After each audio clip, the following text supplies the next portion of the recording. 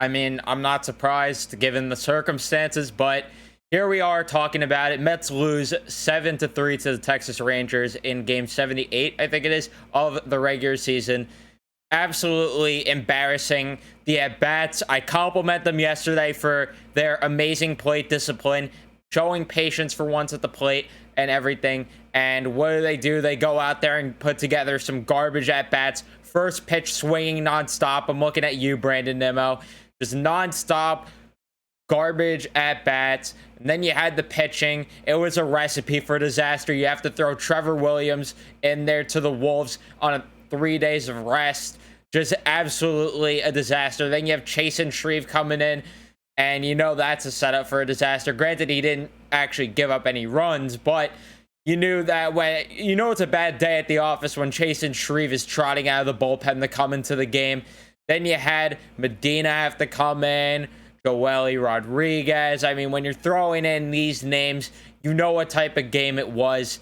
And I don't really have to break it down, but we're going to either way because that's what I'm here for. And that is what I like to do. So if you do enjoy this, before we dive into the action here, be sure to leave a like on the video if you do enjoy. Subscribe if you guys are new, especially if you're Met fans. We cover the Mets here on the channel, as well as turn on your notifications so you know exactly when I upload. Just embarrassing at bats. I mean, Brandon Nimmo should not be in the leadoff spot if he's going to first pitch swing this much, because it was absolutely infuriating to watch him just swing first pitch nonstop. He had a hit on the day. Congratulations. But overall, just garbage at bats from him. Garbage at bats. I was very unsatisfied with what I saw from him.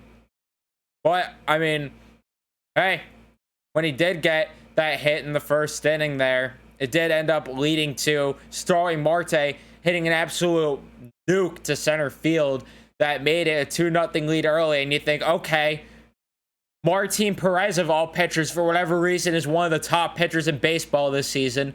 But all right, we're off to a 2-0 start early. Let's go. Let's put together some quality at bats, and we can actually get this thing going. All right, maybe we have a chance to make it 2 straight in a row here. Start July off hot. Get things going. But no, unfortunately, that wasn't the case. I mean, Francisco Lindor then walked after, and you're like, okay, we're getting something here. We're getting somewhere. Pete Alonso, though, he had a rough day at the dish. And, you know, it is what it is. He's going to have rough days. He's been the most consistent guy in the lineup, so I'm not going to fault him. JD Davis, though, for whatever reason, he's hitting in the 5-hole?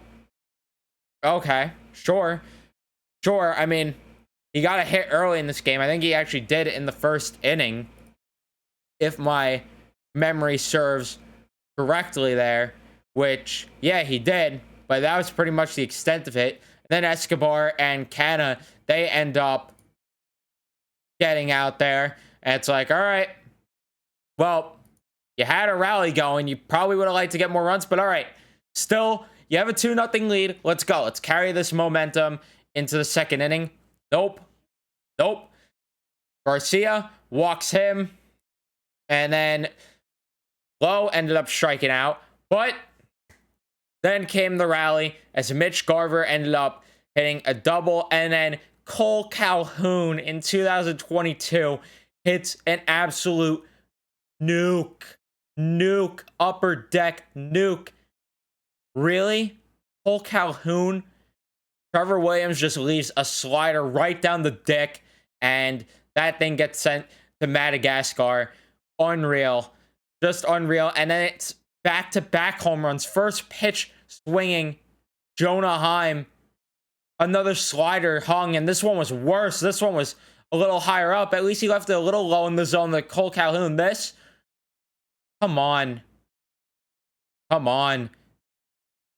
Thankfully, he gets out of the inning with a couple groundouts there, but I mean, come on.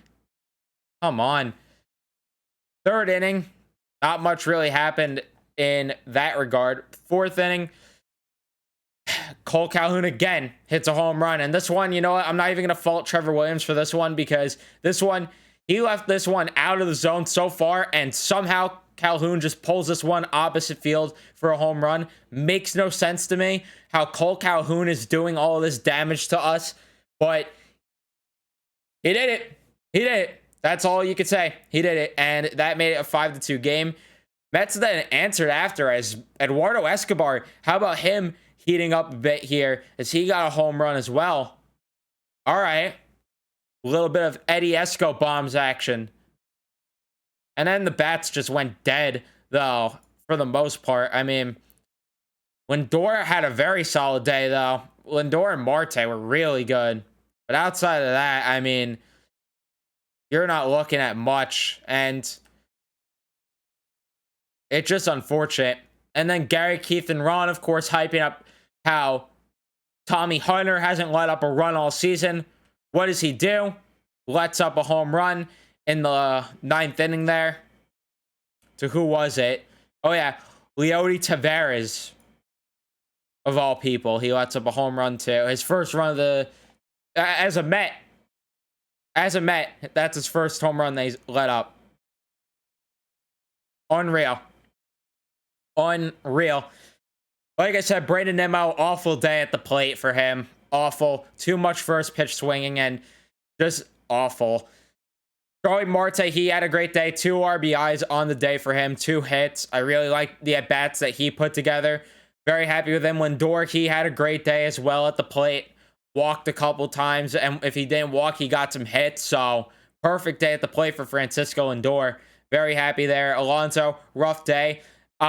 He's one of the few guys that gets a pass there because of the fact that he's been an MVP level player this year, and you can't expect him every single day to go in there and get a hit. Otherwise, he'd be breaking the all-time hit or the consecutive hit record there. So, you're not going to get that. J.D. Davis, he was awful.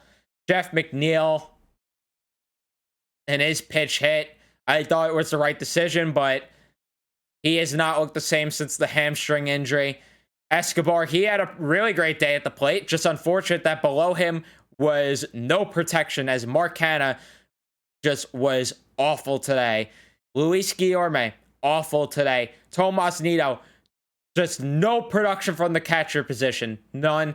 Francisco Alvarez might be getting his call up to AAA soon, so...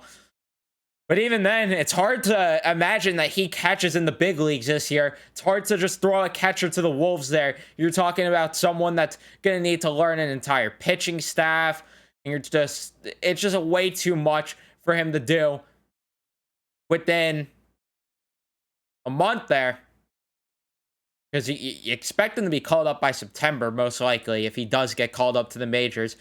So everyone wants Alvarez called up, but to me, I don't think it makes sense to call him up unless he's just going to be DHing, because I don't know what he's really going to do catching-wise. But you know what? I mean, I take that. I take Tomas Nido's defensive ability catching, because I think he's a better defensive catcher than James McCann, as we saw him gun out a runner today, which was nice to see. But yeah, this team desperately needs help in the lineup, and that's no secret. Hopefully Trey Mancini's on the flight to LaGuardia Airport. Dom Smith, I mean, his pitch hit, he got a hit. Congratulations on your first hit in God knows how long. But overall, just disgusting baseball there from the lineup. Absolutely embarrassing. And I mean, there was nothing really to highlight there. Nothing really. And just embarrassing at bats. Just embarrassing. No patience today at the plate, and you're not going to win that way. You're not going to win. For the pitching side of things, Trevor Williams, did he look great out there? No, not by any stretch of the imagination, but you know what? 5 runs for a guy that is pitching on 3 days of rest, and he's just been in such an unfair situation with this pitching staff where he's getting tossed in the bullpen, he's having to start some games, and then guys are getting injured, so he's on short rest a couple times. Trevor Williams has not been in the best situation this year to succeed, and you know what? I'm not going to complain about... I'm really only going to fault him for 4 out of the 5 runs that he let up, because I don't know how the hell Cole Calhoun hit that second home run. But Trevor Williams, overall, not going to be too mad. And he still put you in a pretty good position where you should be winning, especially with, on paper, the lineup that you have. But the lineup just isn't putting together quality at bats. They just aren't. Chase Shreve, in his one batter of work, he was good. He got a strikeout. Struck out, who was it, Brad Miller, right? Okay, you did your job. All right. Adonis Medina, he's been pretty good. Ate 2 innings today. Didn't get a strikeout, but hey, all right. He looked good. And then Joely Rodriguez, I thought he looked sharp today. I mean, I'm not going to fault him for the run that he let up because, again, Tommy Hunter came in and didn't have his stuff today at all. Joely Rodriguez, he only threw strikes, I think, in that 1 inning, and then Buck Showalter decides to put him back in for another batter, which I don't know if that was a smart decision or not, but whatever, it is what it is. The game was pretty much done at that point. And then, yeah, Tommy Hunter comes in to pitch 2 innings, and the rest is there, as he just did not have it at all today. 2 strikeouts, but 4 hits. 4 hits. Not good. Not good. And overall, not a fun game. Not a fun game at all. And I didn't really expect much either way because, again, you see Trevor Williams is on the bump and you're not looking to get last minute tickets to go to Citi Field and watch the game today. That's just the reality of it. And listen, again, Trevor Williams, he hasn't been in the best situation. He hasn't been in the best situation. And now it sucks because the Braves are just creeping on in on us, as they are right now at 4-1 on the Cincinnati Reds, as that's what I was looking up there. But I mean, come on. Come on. The hitting needs to improve. 48-30 now, the record on the season. And just a bit scary. And it looks like the reason that Chris Bassett ended up going on the IL yesterday was because of testing positive there for the Rona. But that's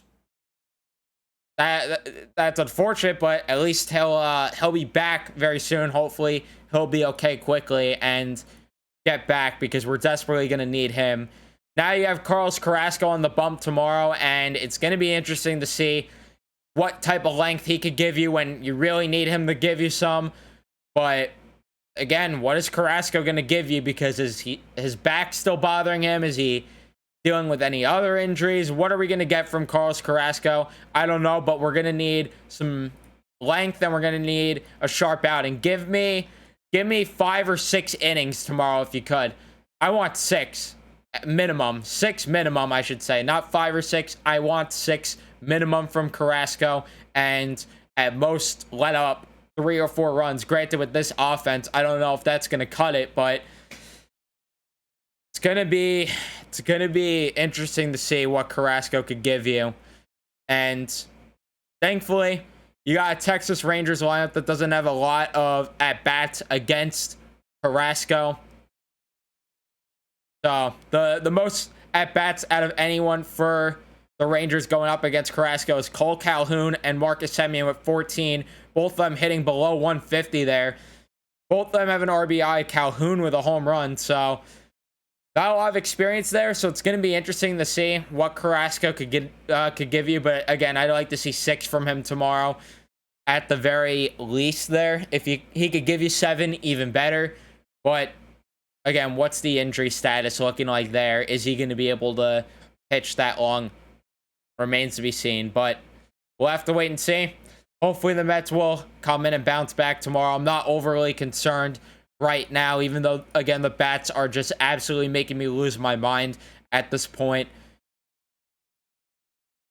You have to figure a move's coming soon. You have to figure, but again, another thing, we have to wait and see there. But that's going to be it for me. Thank you guys so much for watching. If you did enjoy, be sure to leave a like, subscribe if you guys are new, especially your Mets fans. Turn notifications on, and I will see you in the next one. Let's go Mets, baby.